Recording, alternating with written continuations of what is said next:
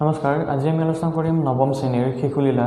এই শিশুলীলা হৈছে শংকৰদেৱে, গতিকে এই শংকৰদেৱৰ বিষয়ে আমি আলোচনা কৰিম। তাৰ আগতে এই শিশুলীলাটি আলোচনা কৰাৰ আগতে আমি কেইটামান কথা আমি জানি ল'ব লাগিব। যেনেকৈ আমি এই শিশুলীলা ব্ৰজাৱলী ভাষাত লিখিছে, গতিকে ব্ৰজাৱলী ভাষাৰ বিষয়ে আমি জানি ল'ব লাগিব। এই শিশুলীলা শ্ৰীকৃষ্ণক লৈ পেলাই লিখিছে, গতিকে আমি শ্ৰীকৃষ্ণৰ বিষয়ে জানি ল'ব লাগিব। তাৰপিছত আমি সেই শংকৰদেৱৰ বিষয়ে আমি আলোচনা কৰিব লাগিব। গতিকে আমি ব্ৰজাৱলী ভাষাৰ বিষয়ে ইতিমধ্যে আমি ইয়াৰ আগৰ ক্লাছত আমি আলোচনা কৰিছোঁ। তো তাতে তোমালোকে চাই পেলাই বুজি ল'ব পাৰা ব্ৰজাৱলী ভাষা কি, ব্ৰজাৱলী ভাষাৰ লক্ষণ বৈশিষ্ট্য, এইবোৰ গোটেইখিনি আলোচনা কৰিছোঁ। তাৰপিছত এই শ্ৰীকৃষ্ণৰ বিষয়ে আমি আগৰ ক্লাছত দশম শ্ৰেণীত যেতিয়া আমি বৰগীত আলোচনা কৰিছিলোঁ, তেতিয়া সেই শ্ৰীকৃষ্ণৰ বিষয়ে আমি আলোচনা কৰিছোঁ। গতিকে তোমালোকে সেই শ্ৰীকৃষ্ণৰ বিষয়ে তাত গৈ চাব পাৰা। তেওঁ কোন হয় শ্ৰীকৃষ্ণৰ জন্ম ক'ত হৈছিলে, এই গোটেইখিনি কথা আলোচনা কৰা আছে, চাই ল'ব পাৰা।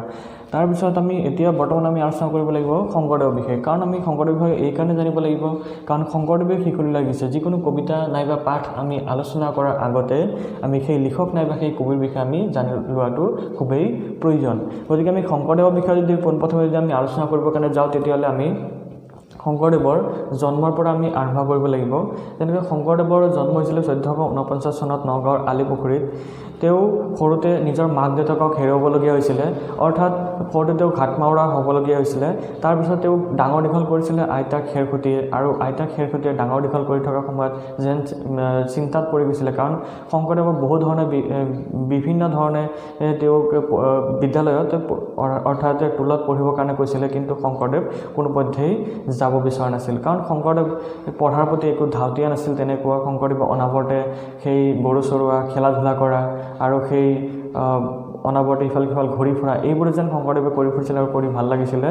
তাৰপিছত অৱশেষত সেই খেৰসুতিৰ কথামতে বহু ডাঙৰ হৈ 12 বছৰ বয়সত মহেন্দ্ৰ কন্দলীৰ টোলত নামভৰ্তি কৰিছিল। তাতে থাকি তেওঁ পঢ়া শুনা কৰিবলৈ আৰম্ভ কৰিছিল। যিহেতু তেওঁ পোনপ্ৰথমতে সেই ক খ অ আ আকাৰ ইকাৰ এইবোৰ একো নাজানিছিলে। তাৰপিছত তেওঁ লাহে লাহে সেই ক খ অ আ আকাৰ ইকাৰ আদি শিকিবলৈ ধৰিলে। কিন্তু আকাৰ ইকাৰ নিশিকাকৈয়ে ক খ শিকিয়ে তেওঁ নিজৰ প্ৰতিভাৰ পৰিচয় দিছিলে। যেনেকৈ সেই কৰতল কমল দল নয়ন, এই যি গীতটি আছিলে, এই গীতটি ৰচনা কৰি নিজৰ পৰিচয় দাঙি ধৰিছিলে মহাপুৰুষ শংকৰদেৱে। আৰু এনেদৰে তেওঁ বিভিন্ন ধৰণে তাত থাকি সেই পঢ়া শুনা কৰি থাকোঁতেই এই নিজৰ প্ৰতিভাৰ পৰিচয় দি আগবাঢ়ি গৈছিলে, আৰু লাহে লাহে সেই মহেন্দ্ৰ কন্দলীৰ শ্ৰেষ্ঠ আৰু প্ৰিয় শিষ্য হৈ পৰিল মহাপুৰুষ শংকৰদেৱ। তাৰপিছত এনেদৰে লাহে লাহে তেওঁ সেই শ্ৰীকৃষ্ণৰ বিষয়ে অধ্যয়ন কৰিলে, শ্ৰীকৃষ্ণকে শ্ৰেষ্ঠ হিচাপে মানি ল'লে। আৰু সেই শংকৰদেৱে কৈছিলে যে ভগৱান শ্ৰীকৃষ্ণক কেৱল তুলসী পাতেৰে পূজা কৰিলেই হৈ যায় বুলি কৈছে, আৰু একো নালাগে। তাৰপিছত এনেদৰে তেওঁ সেই বৈষ্ণৱ ধৰ্ম বিষয়ে তেওঁ গুৰিধৰোতা হিচাপে তেওঁ কাম কৰিলে। বৈষ্ণৱ ধৰ্মৰ বিষয়ে তেওঁ আনৰ মাজত প্ৰচাৰ কৰিলে। তাৰপিছত তেওঁ সেই বিদ্যালয়ৰ পৰা টোলৰ পৰা পুনৰ উভতি ঘৰলৈ আহিল। বৈবাহিকভাৱে তেওঁ জীৱন আৰম্ভ কৰিলে। তাৰপিছত তেওঁ তীৰ্থ ভ্ৰমণলৈ গ'ল। তাৰপিছতে তেওঁ সেই বৈষ্ণৱ ধৰ্ম গুৰিধৰোতা হিচাপে বহুলভাৱে প্ৰচাৰ কৰিবলৈ আৰম্ভ কৰিলে। তাৰপিছত তেওঁ সেই লাহে লাহে সেই মাধৱদেৱ আহিল তেওঁৰ জীৱনলৈ। সেই মাধৱদেৱ আৰু শংকৰদেৱৰ এক বিশেষ মিলন হৈছিল, সিও এক কথা। সেইটো আমি ইয়াৰ আগৰ ক্লাছত আমি আলোচনা কৰিছিলোঁ। শংকৰদেৱ মাধৱদেৱ কোন হয়, কেনেকৈ তেওঁলোকৰ মিলন হ'ল, এই মিলনক কি বুলি কোৱা হয়। মণিকাঞ্চন সংযোগ আছিলে, এই মিলনক মণিকাঞ্চন সংযোগ বুলি কোৱা হয়। গতিকে এই মাধৱদেৱৰ আৰু শংকৰদেৱ মিলনৰ বিষয়ে আমি আগৰ ক্লাছত আলোচনা কৰিছোঁ, যিহেতু এতিয়া আমি আলোচনা নকৰোঁ। গতিকে তাৰপিছত শংকৰদেৱৰ পিছত মাধৱদেৱ আৰু এই শংকৰদেৱৰ যিবোৰ শিষ্য আছিলে, সেই শিষ্যসকলে কি কৰিছিলে, এই বৈষ্ণৱ ধৰ্ম প্ৰচাৰ কৰিছিলে, আৰু এই বৈষ্ণৱ ধৰ্ম আগুৱাই লৈ গৈছিলে আগলৈ। তাৰপিছত লাহে লাহে এই শংকৰদেৱে সেই বৈষ্ণৱ ধৰ্ম প্ৰচাৰ কৰাৰ সময়ত বিভিন্ন ধৰণে তেওঁ প্ৰচাৰ কৰিছিল। লিখনিৰ জৰিয়তে বিভিন্ন ধৰণৰ লিখনি লিখিছিলে, যেনেকৈ নাট, বৰগীত, এনেধৰণৰ ঝুমুৰা, এনেধৰণৰ শংকৰদেৱ মাধৱদেৱে মিলি পেলাই বহু লিখনি লিখিছিলে।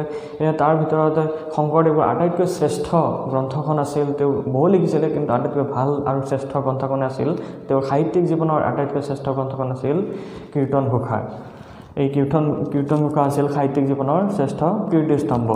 আৰু তেওঁ অনুবাদ কৰা গ্ৰন্থ আছিলে কেইখনমান, যেনেকৈ ভাগৱতৰ কেইবাটাও স্কন্ধ, তাৰপিছত উত্তৰকাণ্ড ৰামায়ণ, তেওঁৰ কি আছিলে এইবিলাক অনুবাদ গ্ৰন্থ।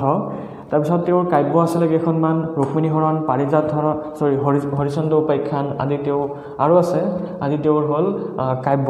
তাৰপিছতে অংকীয়া নাট অংকীয়া নাটো আছে, যেনে ৰুক্মিণী হৰণ, পাৰিজাত হৰণ, কেলিগোপাল, কালিয়া দমন, ৰাম বিজয় আদি তেওঁৰ হ'ল নাট।